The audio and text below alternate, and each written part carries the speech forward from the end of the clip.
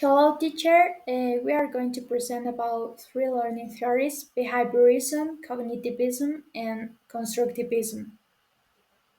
The first theory is behaviorism.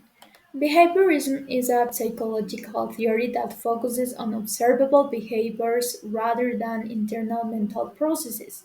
It suggests that behaviors can occur without recourse to internal mental states like thoughts and emotions.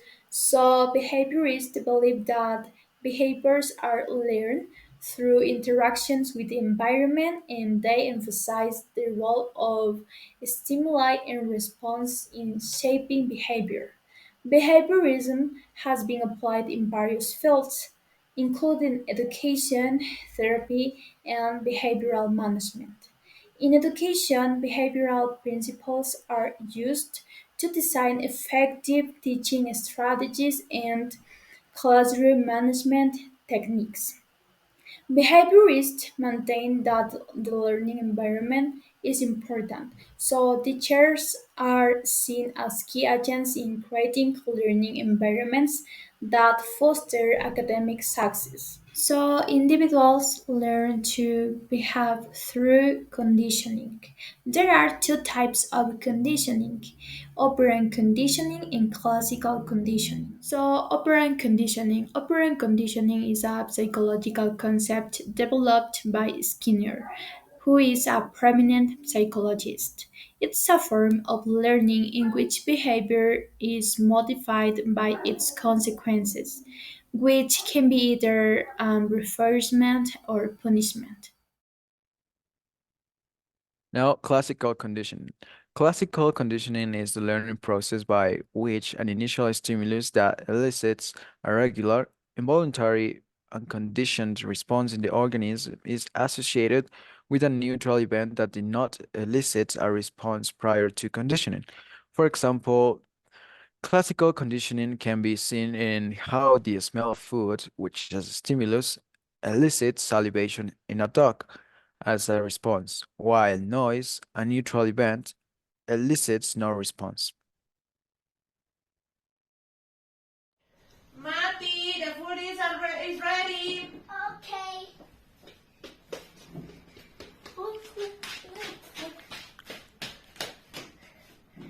Mati, if you eat all of the food, you can watch TV. If you don't, you won't be able to watch TV, okay?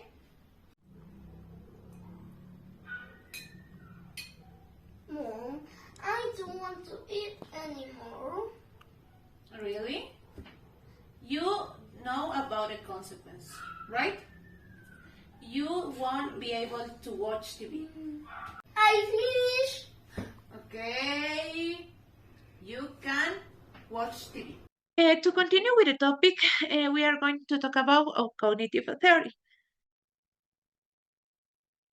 Okay, cognitive theory is a perspective within psychology and education that focus on how individuals acquire knowledge, understand concepts, and solve problems through mental processes. It emphasizes the role of the cognitive processes such as perception, memory, attention, and reasoning and learning. Okay, cognitive theory developed as a reaction to behaviorism and gained credence in the 1950s. The cognitive theory of the language acquisition was first proposed by the Swiss psychologist Jean Piaget in the 1930s. Also, Piaget believed that learning is closely linked to the maturation and development of the human brain. And also, he started to exposure the world allows a child mind to develop, in turn allowing language to develop. According to Piaget, cognitive theory involves three components. First, the brain uses schemas. That schemas is mental frameworks. as building blocks towards knowledge. The second is the brain uses adaptations processes like assimilation and accommodation to move between stages. And the last one is children experience a universal stage of development with regard to cognition. And also Vygotsky, whose theories are grounded in the cognitive approach, built upon Piaget's work to develop his sociocultural cognitive theory. This theory recognized the influence of social and cultural aspects on a child cognitive development. Thank you. Let's continue to talk about characteristics of cognitive theory. The first one says expose the learner to a new concept. This is important because the students can accommodate their existing schemas or create new ones to integrate new information. Then we have explore ideas connection. It emphasizes the process of linking, comparing, and integrating ideas to promote cognitive development. Then we have a reflect on knowledge. It's important to take into account the metacognitive process, allowing students to monitor, regulate, and reflect their cognitive activities effectively. And also we have a planning and justified thinking, and they can develop critical thinking or solve problems. Let's move on to stages of cognitive development.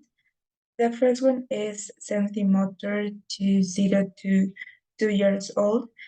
Here, infants understand the world through movements and sensations, in other words, motor senses. Then we have pre-operational to 2 to 7 years old, and they use words and pictures to represent objects, and they start to think about themselves and tend to be egocentric. And also, they also develop better language and thinking. And the third one is concrete operational to 7 to 11 years old, and they understand that many objects can change and return to their original conditions. Also, begin to think logically, and they observe other people's viewpoints and differences. And finally, we have formal operational to 12 plus years old, and they perform mental operation without needing physical assist, and they are interested in moral, ethical, social, political issues. It is a monkey. No, my dear, it is a gorilla. Mom. The gorilla is much larger than the monkey. Okay? Okay. Now, let's talk about constructivism theory. Constructivism is an important learning theory that educators use to help their students learn. Constructivism is based on the idea that people actively construct or make their own knowledge, and that reality is determined by your experiences as a learner. Basically, learners use the previous knowledge as foundation and build it on with new things that they learn. So everyone's individual experience make their learning unique to them. Constructivism is crucial also to understand as an educator because it influences the way of your students learn. Educators are able to use constructivist learning theory to help their students understand the previous knowledge.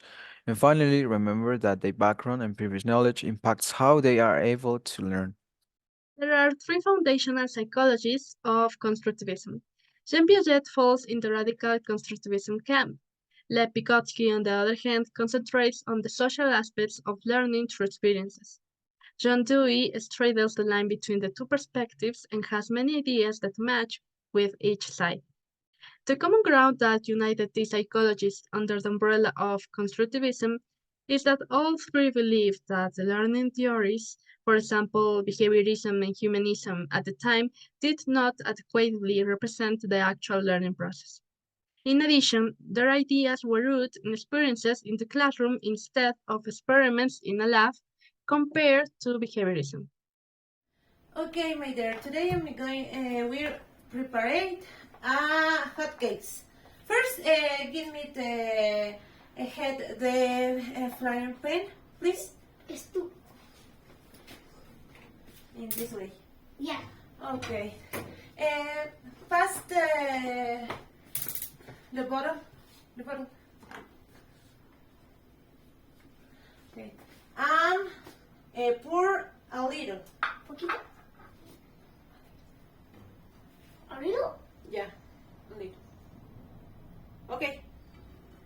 Ay. Okay then. Put 3 pounds of flour. 1, 2, 3. Okay. Then put a little of milk. Pour a little. Little. Okay. Okay. Then mix. Mix. Mix. Mix. No. Okay. Mix, mix. It's a delicious sweet. It's a delicious dessert. Okay. Then Then we put the mix into the flight pan. Okay. With a pump. yeah. In like this.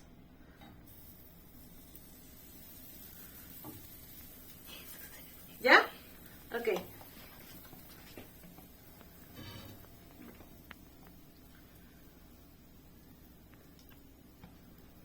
Put the mix, put the mix, Acabou. put the mix. Put the mix.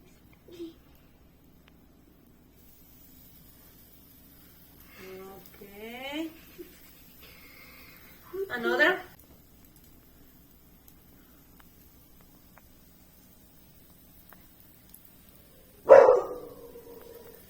Así muy pequeño.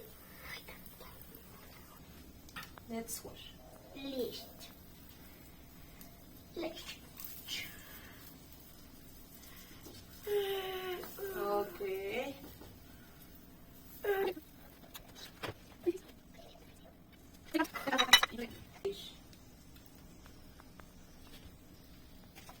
Okay. Julia. Okay. Okay. Give me the Nutella, please. Give me the Nutella. Okay. Then put add some Nutella into the pancakes.